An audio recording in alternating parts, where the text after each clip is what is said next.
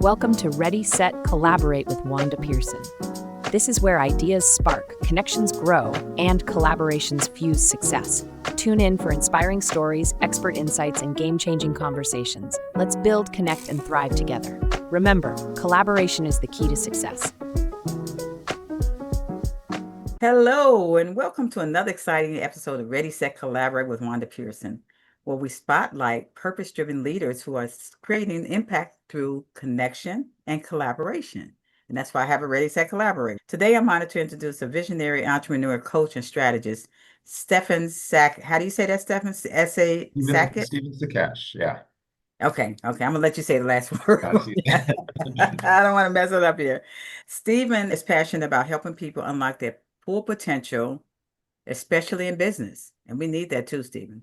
With a unique approach that blends practical wisdom, mindset mastery, and authentic leadership, Stephen empowers entrepreneurs to go from stuck to unstoppable. Get ready to learn, grow, and take notes. This is going to be a powerful conversation. So welcome, Stephen. I appreciate you coming on to our show. This is exciting. So say hello to the audience, Stephen. Great to be here with you, Wanda, and hello to the audience. I love your show, love the topics you bring up, and I'm looking forward to the discussion. Yes, definitely. I'm going to read your bio here. Stephen Sackett is co-founder of AI CMO and founder CEO of Zero Company, is a pioneer in empathetic AI and marketing with 3 decades of experience in digital media, journalism, and human consciousness studies. Committed to embedding empathy into business, he created the Bliss, which is build love into scalable systems. I love that. Ethos to help organizations scale with compassion. As host of the Bliss Business podcast, he transforms research and insights into actionable strategies while leading AI CMO to help organizations create authentic, purpose-driven connections with their audiences. I love this because now this whole thing everything is about AI. So this is a great topic to talk about, Stephen. So thank you so much for coming on the podcast and discussing this with us and teaching us something. That's what we're talking about, educating and empowering. Stephen? Right, that's right. So let's talk about your journey. Tell us a little bit about your journey and what led you to an entrepreneur in coaching. I think if I go way back to, I remember being in this consciousness event, right, where you had all these business leaders there, and we're talking about business consciousness, and they're getting into topics of oneness and things like that. And then they're asking me, or at breakfast, they're asking me, hey, how are you going to apply this to your business? And at the time, I'm like, I don't know. I just do Google ads. How do I apply all this? And so that question stuck with me for many years was, okay, yeah, how do we apply all these different sort of compassionate, empathetic, loving things to our business and have that come out in our story when we're talking about our business? And so as a marketer, that's really what we've focused on is how do you get to that point to where you're this what we call this bliss business, where it's this loving, compassionate business, and you have this higher purpose that you follow and you enjoy, and it brings meaning to what you're doing. So spent many years working on that. And I remember having this meeting with our staff 7 or 8 years ago when our business was going through this stage of growth and scale. And I didn't want us to lose our culture in that process. Because you get to this point where you start to systemize things, right? When you're growing fast, you need to build these systems. And a lot of people shortcut that process. And that was like, how do we build love into our systems so that it prompts us to always be doing the loving thing, the compassionate, the caring, empathetic thing? And so that really started a new journey for us of asking that question and answering it within our own company. And then how can we help other companies tell their story as well in an authentic fashion where they're actually being about it and not just talking about it. I love that. I love it because there's not much compassion in these businesses much these days. Yeah, there's a shift we really need to make is this sort of conscious capitalist shift of where you've got these businesses that I sometimes just describe as soulless machinery. And what we really want to move them to is something that actually has soul, that's more like a living organism that cares about its employees. Right now, there's a Gallup poll that came out that said only 21% of employees are engaged at work. So that means 4 out of 5 are not engaged. That means they don't find meaning or fulfillment in what they're doing. Yeah. And that's devastating that you're doing that 8 hours a day, going through the grind every day, and you're Yeah. just feeling every bit of that grind, and you can't wait till Friday. You can't wait till it's over. And so it's, how do we get businesses to build more meaning, more compassion, more love into what they're doing? And I think that's really the future of business, is when you start asking those questions. And we've seen companies that have evolved and set models in some of this, in those ways. And so we know where this is going, but it's really this process of, I think, empathetic journey with your employees, with your customers, with your community, your environment. You're really expanding your view from this old way, which was just the sole pursuit of profit and the shareholder investor approach to it. And who cares about all the rest half the time? And you mentioned Yeah. AI. You mentioned AI. And if we don't figure this out sooner or not, AI is going to be doing Yes. that thing really well. It just Exactly. doesn't care They about really everything. are because they're taking over. They're taking over Yeah. a lot of stuff. But I love it as far as what you're saying because it really does. Working in corporate for 36 years, and it was all about making our numbers, making sure we collect and all this other stuff. And it was about, okay, am I excited about going to work today? So, That's what's your making your number is not very fulfilling in a lot of ways. It's one of the yeah, ways you can be fulfilled, but really, if you're thinking about it, you've got to go from, okay, that's profit. Are we hitting our numbers? Are we making profit? What about people? What about planet? And what about yeah, purpose? These are the other things that bring your work to life and build, like we are talking about, build that soul and make it into more of a living organism, is when you start focusing on people, when you start focusing on purpose, in addition to profit. So it is really, yeah, you've been in that grind. I have. And I'm like, oh God, I have to go to work today. I enjoyed it, especially when I got into different positions. When they sent me to Rio 3 times, that was exciting because then I got to meet my other counterparts in Rio and making friends. But yeah, but it does make a difference when you got that compassion. And that's what's been left out of a lot of these corporations. Compassion. It's not Yeah. all about that. So I talked to the CEO yesterday, and he was saying, I realized that a lot of our franchise owners, their only business is our corporate, their only vacation is our corporate once a year gathering. And he's all, we really need to make this like a fun vacation like yes, event, because they're grinding all the time. So they made it very purposeful to make sure that families come and everybody has fun in that process, just because, yeah, like you were saying, you remember like the Rio trip. You don't yes, remember maybe all the numbers and grinding all the day, yes, but you do remember those things that had a little bit more meaning for you and a little bit yeah. more enjoyment. IBM did. We did. They did take us on trip and had like picnics with our family. So we did a lot of things like that. But then when things start changing, when you change CEOs, things change, right? Yeah, So, that's a big problem. yeah, yeah, it is. So let me ask you about that. Let me ask you this: what core values drive the work you do with entrepreneurs and leaders? For me, like my personal core values are really four things. It's radical love, humility, being humble, being open. And then courage is a big one, because if you're an entrepreneur, you got to make sure that you can take the next step or do those things that are outside your comfort zone. A few years ago, like coming on a podcast for me would have Yeah, been like just a major energy problem. I'd be thinking, oh my goodness, I'm dreading this. I got all anxiety and everything. But really just taking that courage and just doing it. And you know that, Wanda, is that yes. for you, it was probably a leap for you, right? Yeah. Oh, yeah. Oh, it really was because I didn't plan on doing this, but God said, "Oh, yes, you are." So I'm like, "Okay, I like to talk, so let me do this." And it's about actually, really, what it's about is educating and empowering people, like what you're teaching us now.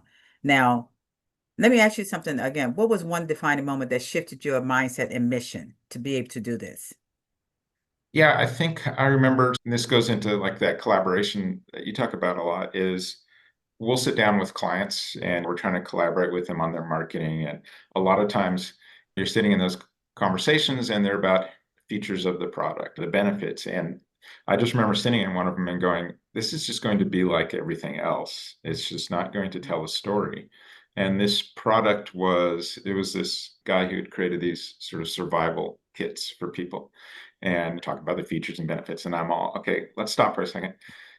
Why did you really create this? You were probably creating something like this at your home for your family because you wanted to take care of your loved ones, right? You wanted to make sure, if God forbid something bad happens, that you guys were ready for that. And now you want to bring that to the world and help other families. I'm all, this is the message that we really need to get out there, because this is what has meaning to you. And you could just see the light bulb go off in his head. And the conversation changed from that point on. Is once we started shifting our marketing conversation toward your higher purpose and your meaning, then it was like, oh, now this has substance, right? Now this is just not more noise that's out there. And right now there is a lot of noise in marketing out there, and it's just constantly coming at you. And if you aren't speaking something with a higher meaning or higher purpose that is relevant and resonates with people, you're just going to get lost in there, and you're just going to contribute to a bigger problem, I think, sometimes. Absolutely. And I love that. It's exactly what you said. So what are some of common struggles or blind spots in early stage entrepreneurs? Like they're just starting. Yeah, I think really one of the first things you really should try and clarify is that higher purpose of your business, if you can. A lot of people, you get into business, hey, I maybe make money off this. That's great, and you're going to feed your family and all that stuff. But really, are you in service to people in some other way? Are you helping other people's families, things like that? Try and find that higher purpose. And that's one of the things that we did with our software at the, I think you mentioned it, AI Chief Marketing Officer at aicmo.io. Yeah, I was going to ask you about that next. So yeah, we're really starting with that purpose thing, is have an AI help you in the Q&A session, figure out what's important to you, and figure out how to articulate a higher purpose. And I'll come back with a bunch of ideas, and then you have this little jazz session with it where we're getting you to a higher purpose. And now once you have that, now let's talk about your marketing after that has been established, because I think that really that changes it, like we talked about, from that sort of soulless company kind of environment to now something that has meaning to you, has meaning to your employees. And when you can get that, again, 4 out of 5 employees finding their work meaningless right now, or they're very disengaged with it. So this is really a big problem, is we aren't articulating that really well in our business. We aren't telling those stories, and we aren't being about it before and after we tell those stories. Yeah. And that makes sense. I mean, it's so true, because a lot of stuff that's going on in the world today is that you don't know if you're going to have a job. You don't know if you're going to do this. So a lot of people now trying to get into their own entrepreneurship. How can I do my own thing? And I know when I had retired from IBM, I started doing helping people get their LLCs, and with our services, Legal Shield, how can we help you as far as the coaching and consulting to get to what your passion is? What do you want to do? You work every day for everybody else, but what do you want to do? What is your passion in doing that? And it takes skills. It does. It's not easy. And this is one of the really great things about AI, is that we can use it to prompt us to be better people in a lot of ways. We're always talking about us prompting AI, but we can actually have it be very skillful in how it helps us to be better people and be, you mentioned a lot of people scared right now, a lot of worry about jobs and things like that. And AI can help with that problem or contribute to that problem. Contribute. Yeah. That is so true. That is so true. So how do people identify, push, and pass those mental blocks? So when they're actually, how do I get past that? And how can your company help them with that? Yeah, I think so. Going through that kind of creative process of figuring out your purpose, I think, is really a big one. We do a lot of non-marketing related discussions and education on that, because we can tell a really good story about your company, but if you aren't authentically living it, then it's going to fall flat. And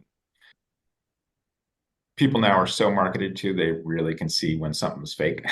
And we're very intelligent in terms of seeing right through something that just doesn't resonate and sounds fake. So you really do have to start looking at your own business and how you can be authentic. And that's really where our Bliss philosophy comes in too, is it's about, asking this question, how can I build love into this part of my business, and keep auditing your business with that same question over and over again. And I love that. I love it. Yeah, Bliss. So yeah, the Bliss Project, business that you have a podcast. So it helps you transform and research insights into actionable strategies. Tell us about that. So we have a lot of discussions on there about, one of the things we do is bring CEOs and people from companies that are about it, just so you know that people can profit and also be kind and build kindness into their business. And so we bring a lot of stories in there about people doing that, so you can see some good examples. But then we'll also be talking about things like the importance of collaboration and teamwork. And we've done some podcasts on self-management, which is something that we went through as a company too, switching how we operated things around. That's been really fun, thinking about collaboration. I think right now we are probably at our peak that we've ever been as far as collaboration. And every week it seems to be getting a little bit better, because we've helped empower people to be able to participate in different areas of the business and across those divisions. And it's really been exciting. And we're seeing people pop up who didn't feel like a leader before, but now they suddenly feel empowered to be a leader, and you see everything changing. And so this has really been this process of us, instead of being this top-down management team and leadership team, is to be really, how can we support you? How can we serve you as leaders, as coaches, and let you shine? And that's been quite a process. But yeah, we're talking about all these kind of little things about your business that I think really help you be that more authentic, loving, caring, empathetic sort of organization. Absolutely. And I want to ask you, can you share a success story of someone you work with who experienced a big breakthrough?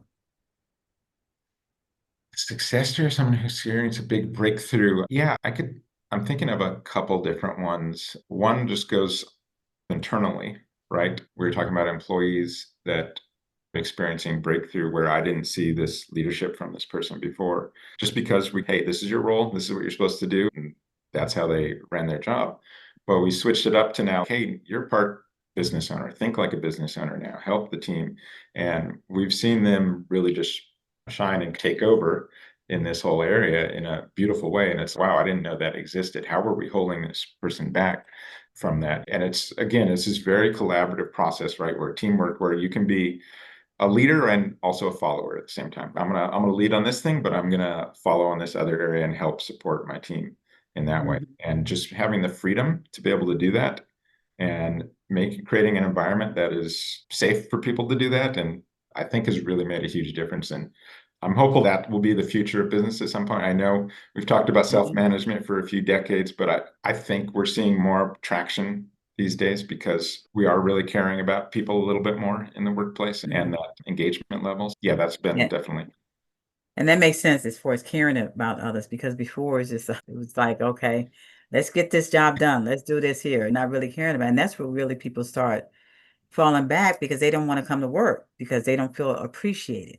And that's really what it's about, being appreciated. And that's a huge thing is, again, from a leadership standpoint, one of the things we did was, instead of leaders just saying, hey, I want to call out this person who did a really great job, we have this thing that we built as part of our Bliss program, which is peer-to-peer giving, where anytime you're working with someone in a team environment and someone helps you with something, you have the opportunity to send them a little tiny gift. We give you allowance for that.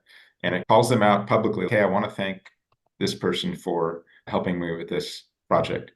And so instead of just one person like me carrying that torch of helping congratulate people on a great job, now you got 40, 50 people that are all doing this. And so suddenly now you're building that environment of gratitude, and you don't have those resentment or anything, right? Where someone did something really well, but they weren't told about that, let everyone know that this is what they did. And so those kind of things, I think, really change the environment in there, is when you can get everybody involved in that sort of, not just collaborate on work, but collaborate on the praise, collaborate on the leadership skills. Exactly, exactly. And now let me ask you, what's your take on leadership today, especially in the entrepreneur space? Couple things. Let's see. I'm encouraged about the youth. I think all the work that you and I and our generations have done as far as building consciousness into things, that's allowed them to get to a higher place consciously faster. And so they're coming into the workforce with a little bit more meaning and purpose in there. So I think as they grow into leadership positions, I'm feeling pretty good about that. I think, I don't know, we're at a time where I think we need more empathy in the workplace. We need more leaders with emotional intelligence. We need more training on that, so that if you're a leader, people don't need to deal with your problems. Your employees don't need to deal with it. If you can work on yourself in those areas, in EQ and empathy, your whole team will feel it. And there's all kinds of data that back up an empathetic approach to whatever you're doing that'll say, hey, if you're all about those numbers, turns out this is also the most profitable thing to do. If it's not just, if you can't wrap your head around it being the right thing and the good thing to do, it's also turns out the most profitable thing. And I love it. I love how you say that, because I said a happy employee actually gets more done for you, and they're happy about doing it. They stay with you longer too. Retention goes up. They're more productive. There's so much data around that. And so if you can't just wrap your head around it being the nice thing to do. Yeah. Just type in Google empathetic approach to whatever your concern is, and you're going to see stat after stat showing it's Yes, the yes. most profitable way to approach Yeah, it. and especially when you have the leadership that cares about you or care about your family instead of just, I'm not feeling good today. Oh, what's wrong? Just to have that conversation with them, it really makes a big difference. So we talk about collaboration. So how has collaboration shaped your business and relationship? And you and I already touched on it a little bit. So tell us a little bit about that. Yeah, I think, like I mentioned, it's as we've gone through this sort of self-management journey the past few years and we've become more and more collaborative, I think we're much faster at what we can do, and we're going to be able to go much farther at what we're able to do. And because now it's like instead of us operating at all of us 70%, we're able to pull in that extra 20, 30% in different areas that we're passionate about.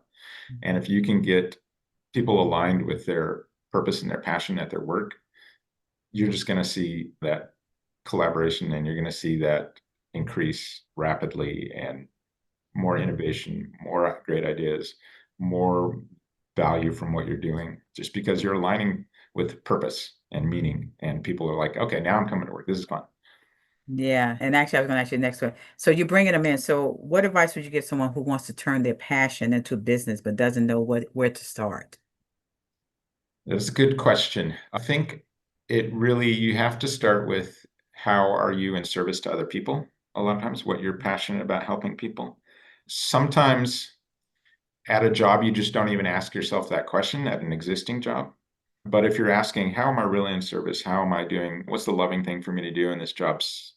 Suddenly you're going to find maybe your way toward that passion. And if you're starting out something and you just don't know what it might be, that's where we are. I think that our Bliss approach is just like, just build love into what you're doing. Just keep doing that. I had my 80-year-old grandfather told me many years ago, he's all, no matter what you do in business, and this is when I was at the beginning of my entrepreneurial journey, he's all, do it with love. Mhm. And to me, that just resonated deeply from someone who's been here 80 plus years and knows, Yeah, gone through all kinds of things, telling me something that's very simple like this. Yeah, you're absolutely right. That's what you should be doing, no matter what it is. And I think if you do that, you're going to help yeah, find your way on your entrepreneurial journey. exactly. And I always said, treat people the way you want to be treated. Yeah, exactly. Really, it starts with that. And if you want to be treated, you don't want to be treated that way, then don't treat other people that way. But it's that's another story. I know. I'm like, I could go off on that, but you're right. No, it's just like, It's, it's another story. So tell us a little bit, and we're winding down here. So Zero Company, how can you help people with your company, Zero Company? yeah, so what we do is basically your in some ways your standard kind of digital marketing that you might be used to, right? Your Google, your ads all over the place, whatever your approach is, television ads, all that stuff, we help them with that. But our approach is really to help you scale with meaning, to provide Mhm. a little bit more meaning in what you're doing so that you're not just contributing to the noise out there, but that you're actually hopefully putting your ad dollars into something that puts good into the system in a way. And we think we can help you do that by helping you find your higher purpose in what you're doing and then aligning your messaging with that. And so that's what we do at our agency. And then with our AI software, again, it's like, how can we scale this love into the world? Is can we build something that sort of walks you through our methodology? And any entrepreneur can go onto the aicmo.io, sign up for it. It's affordable, and really walk through our methodology and get a lot done at the same time. We've taken more than 100 different expert approaches to any kind of marketing you're doing and just put them right in there in simple language. You don't even have to understand what's going on, but just knowing it's going to level you up. But again, aligned with that purpose, aligned with empathy, we're really trying to build emotional connection with people. And the only way to do that is do it authentically. We're trying to bring that out in your business. I love it. I love it. Yeah. So you really touched on a lot of things here. So now where can people find you, connect or learn more about your coaching and programs? And I know you Yeah, mentioned it so before. yeah, go to zerocompany.com, Zero company, spell out the full word.com, or go to aicmo.io. Okay. Okay. This is great. This is a great conversation. Wow. Such a powerful session with Stephen Sackett. Did I say it right? Stephen Sackett. Yeah. Sketch. Okay. If you ever feel stuck with your business, overwhelmed by doubt, or unsure how to move forward, Today's conversation was a reminder that your breakthrough starts with a decision and the right support. And Stephen's company can actually help you with that right support. Be sure to follow Stephen and check out the resources he offers to help you level up your life and leadership. Thanks again, Stephen, for tuning in, for being on my podcast. I really appreciate you being here and reaching out to me, because you just never know what you learn from other people. And that's what I'm about, educating. How do you educate and empower people? So I truly appreciate you coming on the show. Thank you, So Wanda. It was great. And I got to get down to Atlanta and meet all the people I've been talking to in yes, a couple of weeks. yes, you did. Yes, you do. And we definitely, when you come to Atlanta, you make sure you connect with me and let's have lunch We or will. dinner, Yep, whatever. for sure. Yep. Yeah, definitely. Thanks again for tuning in to Ready, Set, Collaborate. I'm Wanda Pearson. As always, stay inspired, stay connected, and remember, collaboration is the key to success. See you next time. Thank you. That wraps up another episode of Ready, Set, Collaborate with Wanda Pearson. I hope you found inspiration and valuable insights to help you build meaningful connections and successful collaborations. If you enjoyed today's conversation, be sure to subscribe, share, and stay tuned for more great discussions. Until next time, keep collaborating and making an impact.